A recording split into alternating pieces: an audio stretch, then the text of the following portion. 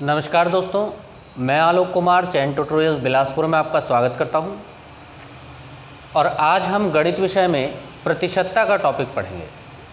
पहले बेसिक करेंगे और बेसिक के बाद इसके प्रश्नों को देखेंगे। तो चलिए शुरू करते हैं। तो हमारा जो टॉपिक है वो टॉपिक है प्रतिशतता। प्रतिशतता का अर्थ क्या होता है? तो प्रतिशतता का मतलब होता है 100। ठीक है, प्रतिशतता का मतलब क्या होता है? 100। जैसे मान लीजिए कोई हमको बोले कि 10%, कोई हमको क्या बोलता है 10%, तो इसका मतलब क्या होगा? 10% का मतलब होगा 10/100।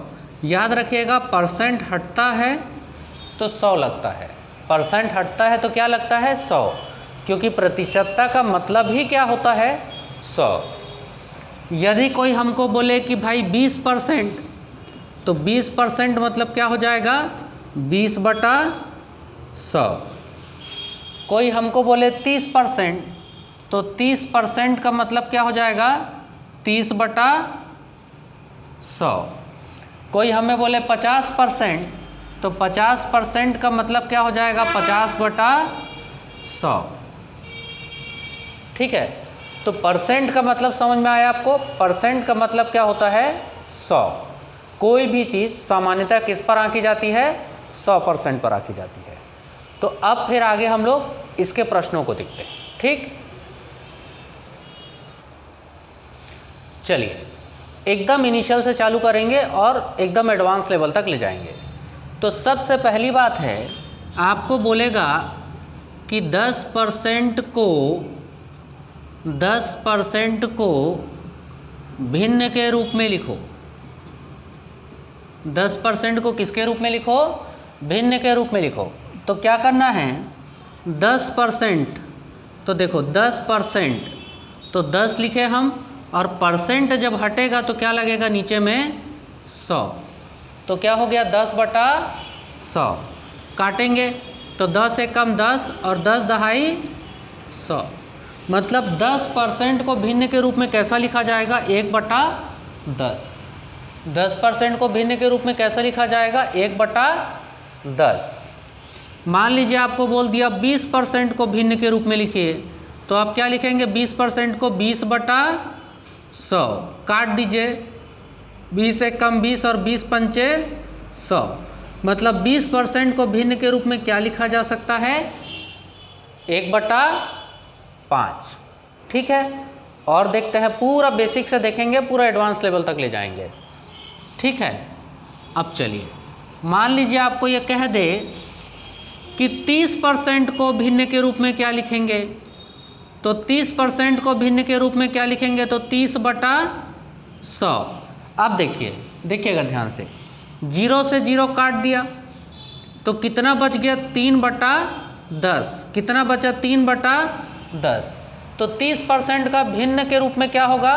3/10। 40% को, तो 40% को करिए तो क्या हो जाएगा? 40/100। तो काटिए, 20 दूना 40 और 20 पंचे 100। तो कितना हो गया? 2/5। मतलब 40% का भिन्न रूप क्या होगा? 2/5 हो जाएगा। ठीक है, ठीक इसी प्रकार से कॉमन है जो आप सब लोग जानते हैं, क्या? 50%। तो 50% का भिन्न रूप क्या होगा?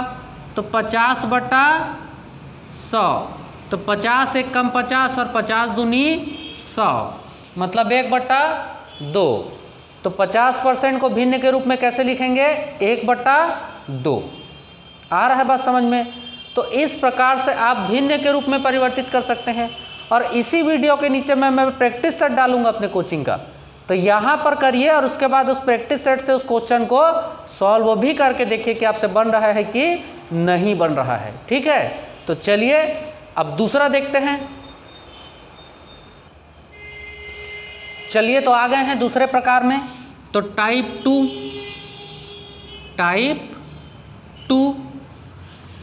2 में क्या करेगा? तो टाइप 2 में जस्ट इसका उल्टा करेगा। टाइप 2 में आपको क्या बोलता है? टाइप 2 में आपको बोलता है कि प्रतिशत या चलो ऐसा करो, टाइप 2 में क्या करेगा, भिन्न को प्रतिशत में बदलना, भिन्न को प्रतिशत में बदलना। भिन्न को कैसे प्रतिशत में बदलिएगा, तो चलिए देखते हैं कैसे बदलना है हमें। ठीक है, सपोज हमको लिख कर दे दिया कितना, बोले 2/5। 2/5 को किस में बदलो, परसेंट में बदलो। 2/5 को किस में बदलो, परसेंट में बदलो। तो कैसे बदलेंगे देखिएगा, तो लिख दीजिए 2/5 और परसेंट में बदलना है तो क्या लगा दीजिएगा, गुणा 100। 2/5 गुणा 100। चलिए मैं इसे थोड़ा सा ऊपर में लिखता हूँ जिससे कि ये साफ साफ दिखे। तो चलिएगा टाइप 2 में मान लीजिए आपको दे दिया कि 2/5। 2/5 को किस में बदलो, परसेंट में बदलो। तो क्या करना है, 2/5 गुणा 100। 2/5 गुणा 100 तो देखिए कितना हो गया।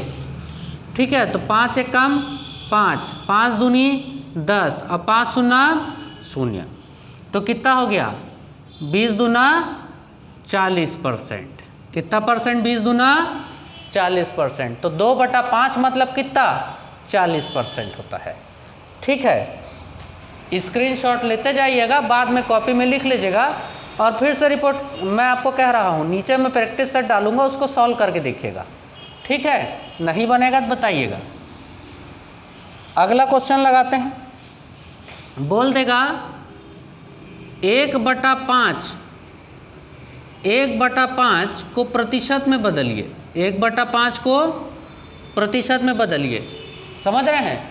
तो क्या करिएगा, 1/5 गुणा 100 तो कितना हो गया, 100/5। भाई 100 का गुणा 1 के साथ होगा तो 100 एक कम 100, 100/5 काटिए, 5 एक कम 5, 5 दूनी 10, 5 शून्य 0 मतलब कितना, 20%। कितना, 20%।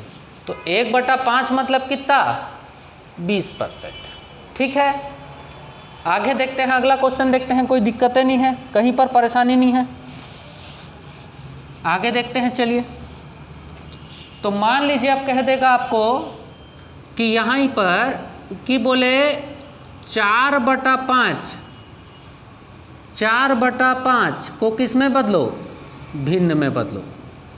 ठीक है, 4/5 गुणा 100 तो ये क्या हो जाएगा। अच्छा, जिनको सीधा काटते नहीं बनता ऐसे कर लो, 4 गुणा 100 बराबर 400, 400/5 ऐसे भी कर सकते हो आप। काटो 5 से, 5 एक कम 5, 5 अट्ठे 40 और 5 शून्य 0 तो कितना परसेंट, 80%। मतलब 4/5 बराबर कितना होता है, तो 4/5 बराबर 80% होता है। आया कि नहीं आया बात समझे। गणित कुछ नहीं है, गणित खेल है। जो समझ गया उसके लिए खेल है और जो नहीं समझा उसके लिए ये बहुत बड़ा अभिशाप बन जाता है। इसी के चलते सिलेक्शन रुक जाता है। लेकिन अब हम समझेंगे भी और अब हम बनाएंगे भी। तो चलिए, अब हम टाइप 2 हो गया, अब हम टाइप 3 की ओर बढ़ते हैं।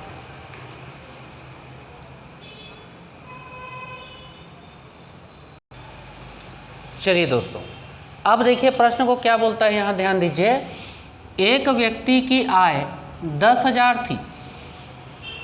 एक व्यक्ति की आय 10,000 थी, इसे 10% बढ़ाया गया, तो अब इसकी आय कितनी होगी। एक व्यक्ति की आय 10,000 थी, इसे 10% बढ़ाया गया, तो अब उसकी आय कितनी होगी। तो देखिए, इसका मतलब है सीधा सीधा 10,000 पर 10% बढ़ा। क्या बोलता है, 10,000 पर 10% बढ़ा, तो सीधा सीधा मतलब है कि आप 10,000 का कितना निकाल दीजिए, 10% निकाल दीजिए। 10,000 का 10% निकाल दीजिए, तो 10,000 का 10% मतलब 10,000 गुणा 10/100। 10,000 का 10% निकाल दीजिए आप। तो यहाँ से क्या करिए, इसको काटिए 1 0, इसका 1 0, इसका 1 0, इसका 1 0। तो कितना बच गया? 1000। कितना बच गया? 1000। इसका मतलब यह होता है कि 10,000 का 10% कितना होता है? 1000 होता है। 10,000 का 10% कितना होता है? 1000 होता है। तो सीधा सीधा था, पहला उसका सैलरी कितना था? तो 10,000 था। पहले उसका सैलरी कितना था? 10,000, और 10,000 में 1000 और जुड़ गया उसका, तो कितना हो गया अब उसका सैलरी? 11,000 रुपये। अब उसका सैलरी कितना हो गया? 10,000 में 1000 और जुड़ गया तो 11,000। मतलब अब उसका सैलरी कितना हो गया? 11,000। एक ठो और करके देखते हैं। चलिए अब अगला प्रश्न देखते हैं। तो यहाँ देखिए क्या लिखा हुआ है। एक व्यक्ति की आय 4,000 थी। कितनी थी? 4,000। एक व्यक्ति की आय कितनी थी? 4,000 थी। इसमें 10% की वृद्धि की गई। तो आय कितनी थी? 4,000 थी, और इसमें कितना परसेंट का वृद्धि हुआ? तो इसमें 10% का वृद्धि किया गया। तो अब इसकी आय क्या होगी? ठीक है, तो याद रखिएगा बोला क्या है कि 4,000 में 10% बढ़ा। क्या बोला? 4,000 में 10% बढ़ा। इसका ये मतलब होता है कि 4,000 का 10% पहले निकाल लो। आप वैसे ही निकाल दिए होगे, मुझे पता है। तो 4,000 का 10% मतलब 4,000 गुणा 10/100, तो बराबर कितना हो गया? देखिए 1010 कटा, 1010 कटा, मतलब सीधा सा बात है कितना हो गया? 4,000 का 10% कितना होता है? 400 रुपया। 4,000 का 10% कितना होता है? 400 रुपया। तो 4,000 का 10% कितना हो गया? 400 हो गया। तो अब पहले कितना था उसका सैलरी? 4,000 रुपये था, जिसमें कितना बढ़ा? 400 रुपया और बढ़ गया। तो अब उसका सैलरी कितना हो जाएगा? 4,400। अब उसका सैलरी कितना हो जाएगा? 4,400 रुपया। कोई परेशानी है? कोई दिक्कत है? नहीं है ना? एकदम देखिएगा, अभी आपको थोड़ा हो सकता है प्रश्न कुछ लोगों को सरल लग रहा होगा, तो बेसिक से लेकर पूरा एडवांस में ले जाएंगे। ठीक है, किसी भी अध्याय को पढ़ने से पहले उस बेसिक पता होना जरूरी है। और मैं इसी वीडियो के नीचे में क्या करूँगा, अपना जो वो वेबसाइट है, ऐप है और प्रैक्टिस सेट, तीनों का लिंक आपको डाल दूंगा। उसको आप डाउनलोड कर लीजिए और फिर उससे पढ़ करके देखिए, बना करके देखिए। ठीक है, तो चलिए एक और प्रश्न देखते हैं ऐसे ही। चलिए प्रश्न की ओर देखिएगा आप लोग ध्यान से।